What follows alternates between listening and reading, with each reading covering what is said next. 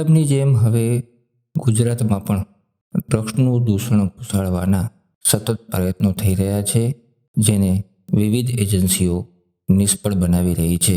છેલ્લા 5 વર્ષની વાત કરવામાં આવે તો ગુજરાતમાંથી કરોડો રૂપિયાનું ડ્રગ્સ વિવિધ એજન્સીઓ દ્વારા પકડી પાડવામાં આવ્યું છે. જોકે મોટા જથ્થાની સાથોસાથ હવે નાના જથ્થાઓ પણ કચ્છમાં ઘુસાડવાના પ્રયત્નો થઈ રહ્યા છે, જેને પોલીસ નિષ્ફળ બનાવી રહી છે.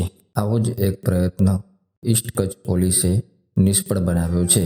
કચ્છમાં ડ્રગ્સના દૂષણને અટકાવવા માટે પૂર્વ કચ્છ પોલીસે વધુ એક સરાહનીય કામગીરી કરી છે. No drugs in East Kutch campaign અંતર્ગત પોલીસે કોકેનના જથ્થા સાથે 4 શખ્સોની ધરપકડ કરી છે. આરોપીઓ દ્વારા મહિલાઓને સાથે રાખી કચ્છમાં ડ્રગ્સ ઘુસાડવાનો પ્રયત્ન કરાઈ રહ્યો હોવાની બાતમીના આધારે ભચાઉના લાકડિયા નજીકથી કોકેન ડ્રગ્સના જથ્થા સાથે 4 શખ્સોને બાતમી આધારે પૂર્વ કચ્છ પોલીસે ઝડપી પાડ્યા હતા.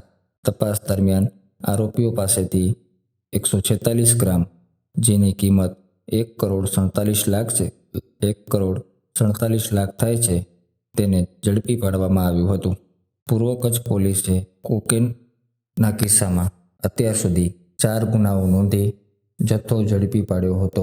પોલીસની પ્રાથમિક પૂછપરછમાં સામે આવ્યું છે કે આરોપીઓ મહિલાઓની મદદથી કચ્છમાં ડ્રગ ઘુસાડવાનો પ્રયત્ન કરી રહ્યા છે, જે આધારે પોલીસે આ કાર્યવાહી કરી હતી. પશ્ચિમ કચ્છ જિલ્લા પોલીસ વડા, પૂર્વ કચ્છ જિલ્લા પોલીસ વડા સાગર બાગમારે સમગ્ર કિસ્સા અંગે વિગતો આપી હતી.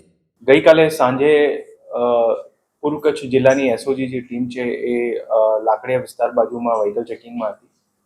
એ દરમિયાન જ્યારે વ્હીકલ ચેકિંગ કરતી હતી ત્યારે એક ગાડી જે છે એમને શંકાસ્પદ લાગી અને જેમાં ચેક કરતા જે ગાડીના અલગ અલગ વિસ્તારમાં ભાગમાં જે ચેક કરવામાં આવતા હતા ત્યારે જે બોનેટ હતું, બોનેટના જે એર ફિલ્ટરના જગ્યા ઉપર જે છે એક શંકાસ્પદ પદાર્થ મળે અને આ પદાર્થની પછી જ્યારે એફએસએલ દ્વારા ચેક કરવામાં આવેલ ત્યારે આ પદાર્થ જે છે કોકેન નીકળેલ હતું, જેમાં લગભગ 147 ગ્રામ જેટલું કોકેન મળી આવેલ છે, જેમની આંતરરાષ્ટ્રીય માર્કેટમાં જે કિંમત છે 1,47,00,000 જેટલી છે.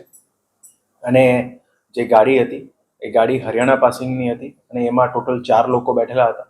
એ 4 પંજાબના ભટિંડાના છે અને ત્યાંથી જે માલ છે એ અહીંયા કચ્છ બાજુ ડિલિવર કરવા આવેલા હતા. આ ઓવરઓલ જે જિલ્લા એસઓજીને એમાં જે સફળતા મળી છે એમાં અત્યારે 4 લોકોને અટક કરવામાં આવેલા છે અને એક આરોપી જે છે એમાં વોન્ટેડ છે, જે ત્યાંથી ડિલિવરી એ લોકોને આપી હતી. એમની પણ તપાસ જે છે પોલીસ દ્વારા અત્યારે ચાલુ છે.